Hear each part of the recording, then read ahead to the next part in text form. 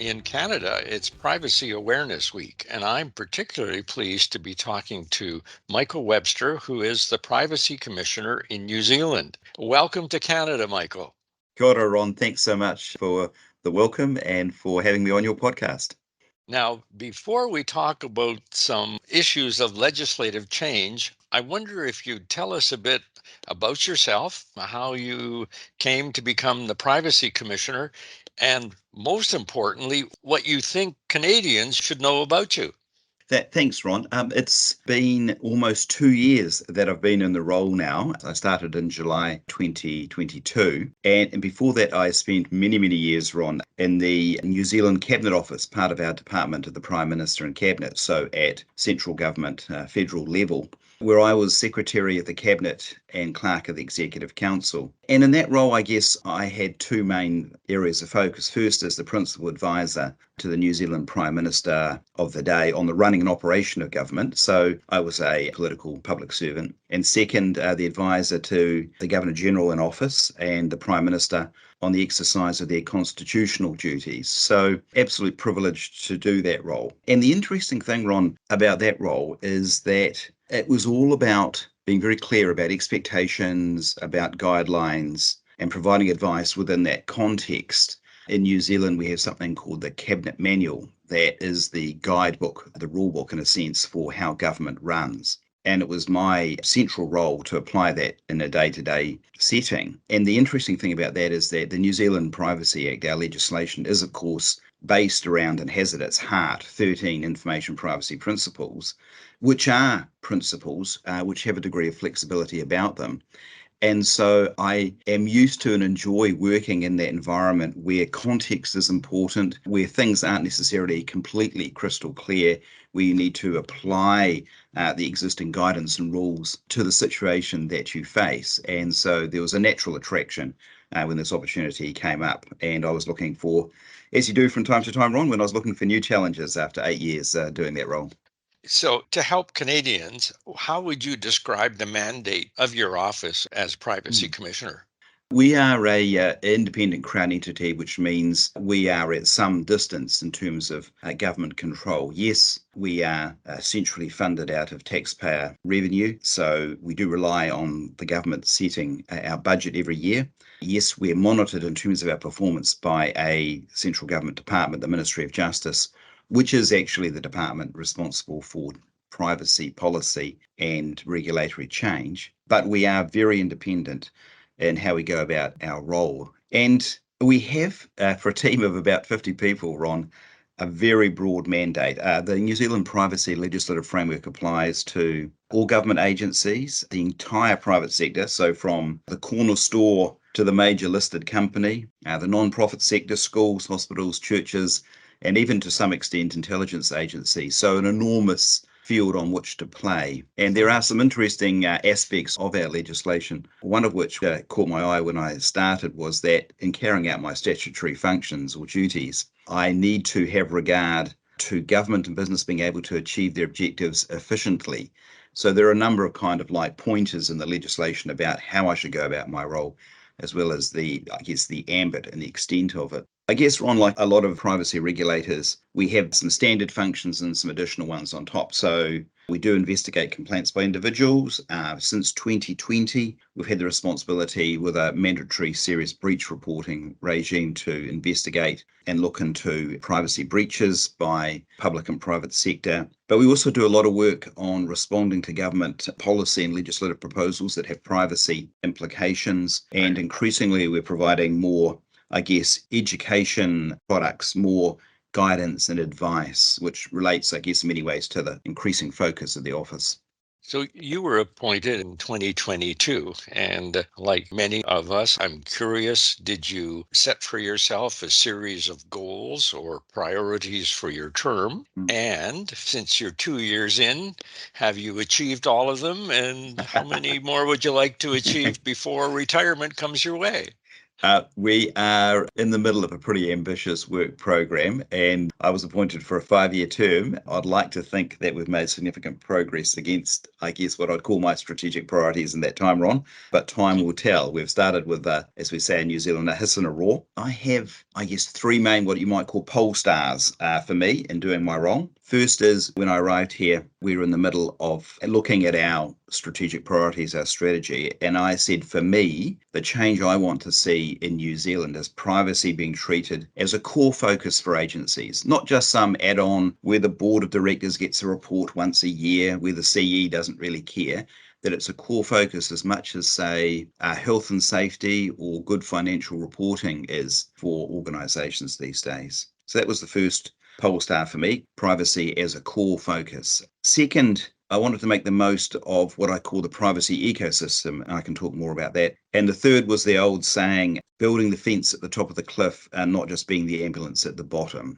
I want in New Zealand to be the regulator that sets the expectations, provide the guidance on good practice in such a way that actually my teams that deal with breaches, my teams that deal with individual complaints, end up having less to do because agencies are taking privacy much more seriously. So you've got about 3 more years to go. That's right. Now, and I think this is where I first caught attention. It was an article back in December where you gave a briefing to the Minister of Justice and outlined a series of priorities or policy changes that you wanted to see. And I just wondered if you could sort of elaborate the important things that you were able to brief the minister on in that process. What I wanted to do for the minister, the incoming minister, Ron, was set out some context about the nature of the privacy environment. And I mean, you can bury people in statistics, but just your audience might be interested to know that year on year, we've had a 79% increase in complaints and a 59% increase in privacy breach notifications. So our stats, our work are going off the charts. And so I wanted to be very clear with the Minister of Justice, the incoming Minister of Justice, and with the officials who advise him that actually concerns about privacy, complaints about privacy, risks to trust in government, risks to businesses from breaches are a significant and increasing factor. And I also wanted to set out for the Minister, Ron, that all around the world, and I think of our cousins in Australia across the Tasman Sea there and in other places, governments are looking at their privacy regulatory frameworks because, I guess, of the increasing digital innovation we're seeing, because of the increasing voice from citizens about wanting their rights protected, those sorts of things. We've had a number of surveys done here in New Zealand which show that people are increasingly concerned about their right to privacy. They're increasingly concerned about their personal information being protected by the agencies that hold it, being respected by the agencies that hold it. And so, Ron, we also advocated, as a result of that, for legislative reform in a number of key areas, such things as introducing in the New Zealand regulatory privacy framework a right to erasure or a right to be forgotten, a greater civil financial penalty regime for major non-compliance, what you might call an accountability principle that you see in other legislative frameworks. So agencies are required to demonstrate how they're meeting privacy requirements, and some other changes around ensuring greater transparency and protection in relation to things like automated decision making. So happy to talk a bit more about those, Ron, but those were the main areas that we're focusing on at the moment. So, out of those, are you assuming or hoping a number of them get turned into legislative changes?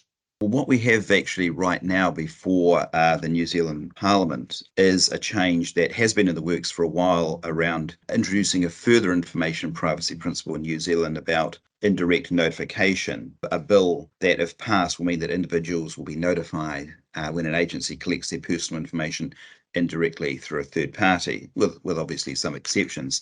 So the government does actually have a legislative initiative underway at the moment, which we support as an office, and that's good, but we want more. And I guess if I think about the work that we've done recently on children's privacy, Yes. the right to erasure, the right to be forgotten, a right that exists in a number of regulatory regimes in other countries, became a particular focus for the people we spoke to. People sometimes do things they regret, and forever their lives sometimes are affected by the digital record that's been left there. And so we are strong advocates for that. I think the one that is probably the most central, though, is the civil financial penalty regime for major non-compliance. I'm not sure what your financial penalty regime is like where you are, Ron, but in New Zealand, even when they updated the Act in 2020, they didn't introduce such a financial penalty regime. There are some small fines of trifling amounts of money for people who don't meet some of the statutory requirements under the Act. But if there's an egregious or serious breach or repeated failures or breaches of privacy by agencies, I don't have the ability to impose a significant financial penalty on companies and agencies. And they know that, wrong. And so therefore, in some cases, they're responding to that by, when I insist that they change the way they're doing things to improve their privacy practices, there is a bit of make me going on. You You're right. need a bit of stick with your carrot, Ron. Yeah. So in Canada, it's a bit of a patchwork. A number of the commission, and we're a federation with the federal government Mm, and 14 provinces and territories. For example, Ontario has gotten the right to administer some financial penalties, but I think we're just getting into the game. When I see the headlines, certainly Europe has gotten into yes. the financial penalties in a big way, and some of them are pretty hefty too. Yes, So, that's right. I think, and do they get paid or do they get caught up in, endless court appeal systems as well, Ron? I think you need to look at that. I'm not asking for that kind of thing. What I'm asking for is something that's proportionate to the other financial penalty regimes that exist in consumer law in New Zealand. So something that's mm, fair and reasonable, but mhm. will make those at the top of the organization, will make those that sit around the boardroom table sit up and pay attention to the fact that they have let people down, they've let their organization down by not taking privacy seriously. And I think another article that caught my attention in April, you started a consultation, and your office has drafted some biometric data guidelines, dealing with facial recognition, fingerprints, etc. I'm Mm. curious what motivated you, first of all, to develop the proposed guidelines, and then secondly, the motivation to have a public consultation and get feedback. I'm curious in this whole area, and obviously, it's an important area in Canada in terms of biometrics and the issues that arise in this particular area. So, what caused you to get on this track? So, of course, Ron, we're talking about things like iris scanning, fingerprint technology, voice recording, that sort of thing. And, currently the Privacy Act does regulate the use of personal information. So it does regulate to an extent the use of biometrics. But we have increasingly noticed that in other countries, there are particular rules, particular regulatory regimes that govern the use of biometric technologies. And it became clear to us as we spoke to New Zealanders, spoke in particular to the Indigenous First Nations people of New Zealand, Māori, that they saw that New Zealanders see their biometric data and features as a very special type of personal information that needed greater protection under our privacy regulation. What we're seeing increasingly also in New Zealand is businesses in particular thinking of new ways of using biometric technology in all sorts of settings. And we realized that we're at risk of the wholesale expansion and use of this technology in a way where there hadn't been a conversation, a national conversation about what it means, the risks around it, the risks, for example, of mismatches. If you're using it, for example, for identifying people, the risks of bias, all those sorts of issues were of concern to us. And the public consultation has started. Yes, it has. In fact, what we did was that we went out and said we're thinking about introducing under our Privacy Act a further level of regulation called a code of practice, which amends how the information privacy principles apply and gives us potentially more or different kind of tests for us to hold agencies to account in relation to their use of biometrics. And so we went out first and said, what do you think about that? And people said, we think that sounds like an interesting idea. You should explore it further. And we thought so too. And so we've now just issued what we call an exposure draft of such a code of practice. And if the feedback we get from that, and if our analysis and thinking continues, the option is before us to then proceed to formally draw up a code of practice and consult formally on that under the provisions of our New Zealand Privacy Act, and then that would come into effect and become, I guess, a new layer of regulation for agencies to have to follow. So, on the consultation part, do you do that because of the education value, or do you do that? There's some requirement in your act that, before something becomes Mm. law, you have to consult.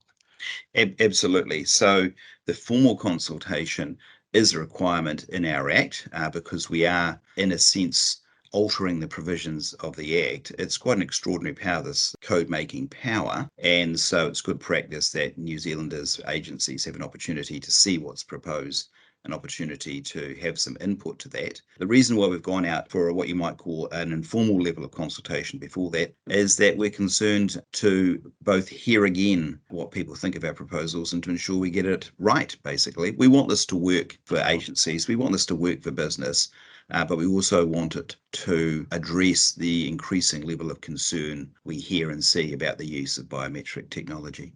And this is totally an aside, but prior to coming on to do this podcast, I was reading a headline, and the announcement in the United States is that they are expanding their facial recognition program to some 400 airports. And it Mm, just made me realize, this whole biometric technologies thing is, well, growing at a rapid rate. And I haven't read, and I should after this go to your website and take a look at that code of practice and see how we might make it applicable here in Saskatchewan or in Canada. mm. Yeah, look, Ron, a couple of comments on that. Of course, central government can pass legislation to override provisions of the Privacy Act, and that's what happens with areas such as border security and customs, immigration, Right. all that sort of stuff. So, Hmm. so of course, governments use biometric data for national security and safety reasons, those sorts of things, and we understand that. That said, the code will apply to everybody unless they have a legislative override. Second, there are, in this side of the world, and I'm sure the same in Canada and your province, increasing numbers of sophisticated cyber attacks, cyber hacks happening on organizations. And Yes. significant amounts of personal information is being exfiltrated. Companies are being held to ransom through the use of ransomware, or data is being sold on the dark web. Now, if you lose your, let's say, your driver's license, your car license details, it's irritating, but you can go and get a new driver's license with a new number, if you see what I mean. Yes. If Yeah. biometric data is exfiltrated, your iris that someone's captured in a digital reading, your fingerprints, you have, in a sense, had something that is irreplaceable stolen and monetized on the dark web by criminals. It's a serious matter, and I want agencies to take the collection and the care, stewardship, and protection of biometric data much more seriously and harden their systems against the increasing sophistication of the cyber criminals out there. So, Michael, getting close to the last question here, and this is I hope, a rare opportunity. What advice in the privacy field would you have for Canadians, or more particularly for your fellow commissioners up here in Canada? What do you think we should be doing better, or what are we doing quite well? Yeah, yeah. Well, we're in the middle of getting ready for our Privacy Week that's coming up, Ron. Our Privacy Week starts next week and it's got the theme of busting privacy myths. And one of the myths that I'm keen to bust is that our citizens don't care about privacy anymore because they live their lives digitally, they live their lives online, and therefore, because they do that, they don't care. Actually, they do care. And increasingly, because they live their lives in that digital environment, they care that their privacy is being protected and respected. They care that their personal information is being held securely.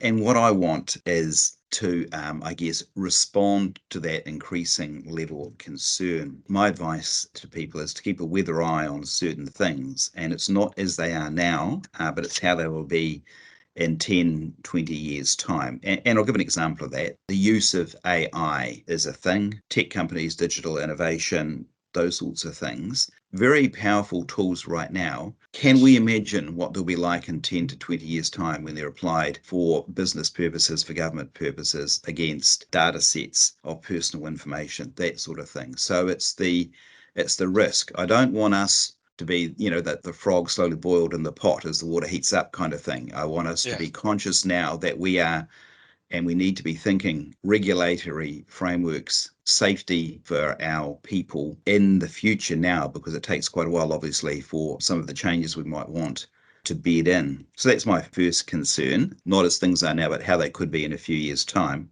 Second, and it relates to that, increasingly there's lots of talk about the value from government data set integration, the growth of giant government and company data warehouses, that sort of thing. And in some ways, disparate and decentralized holdings of personal information does provide some protection to people. When it gets aggregated together into huge data warehouses, into huge data sets, if someone can get hold of that, if it's accidentally leaked, you don't just lose a little bit of who you are as an individual, you can lose everything, not just your health information, but say your financial information, other personal information, justice sector information, all that sort of stuff. And so I am increasingly concerned about ensuring that the debates and the public policy reasons for the creation of giant data warehousing initiatives have privacy at their core as well.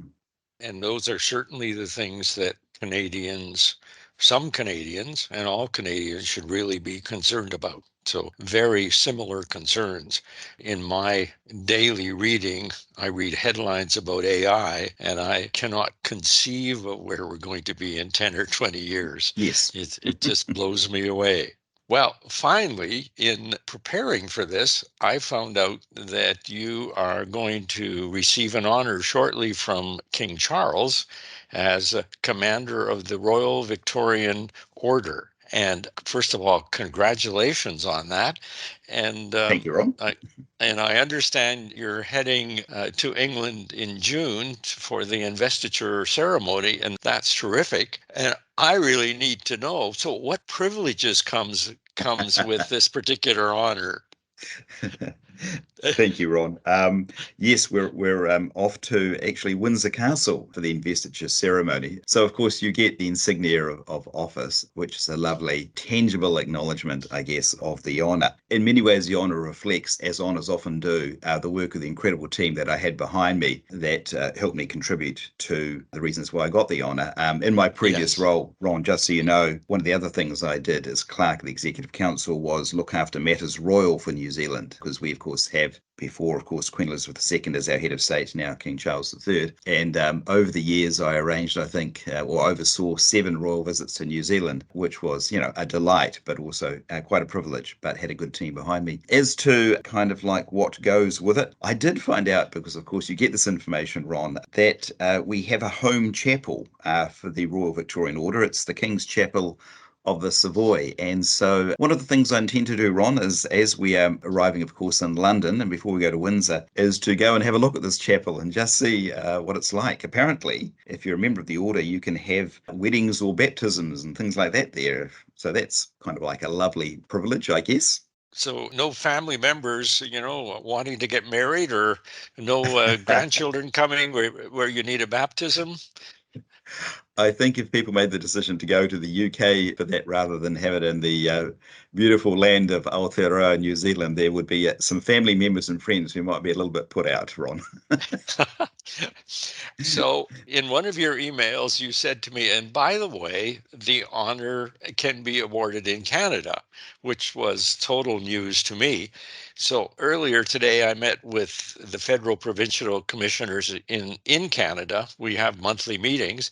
And Mm. I certainly told them that, maybe one of them potentially could receive the honor. So who knows? There may be a Canadian in the order one of these days. But with all seriousness, congratulations. Thank you, And the Ron. fact that you receive it in Windsor Castle, I think, is kind of really exciting and interesting. And I hope someone in your family can run their iPhone or video camera and capture it all digitally for you. Well, have a safe trip and a great trip. And I really want to thank you for taking the time to chat with us today. And what blows me away, but it shouldn't, is just the commonality of the issues, the things that you're talking about, that we talk about here, that some of which we talked about on our federal provincial monthly call today. And my guess is if I was talking to someone from Australia, I might hear similar types of issues Mm. being raised. So, besides all the other common bonds we have, like sharing a king, we have a series of common issues in the privacy world. So, thank you very much for taking time to talk to me today. Thank you, Ron. And just on that, I and my office benefit greatly from also looking at the regulator websites in other countries, including, of course, Canada as well. There is a really good network amongst the Asia Pacific privacy regulators, and Yes. we do share initiatives, ideas, advice, concerns, what we're seeing. And increasingly, I think, with multinational companies operating in the space where they are using a lot of personal information, collecting it and processing it, increasingly, I think, regulators around the Asia Pacific region and beyond will need to work more closely together. So it's been a delight to speak to you, and I will look forward to keeping an eye on your website about the initiatives and things that you're doing, as well as your colleagues in Canada. Well, thank you very much, Michael, and safe travel in June. Thank you, Ron.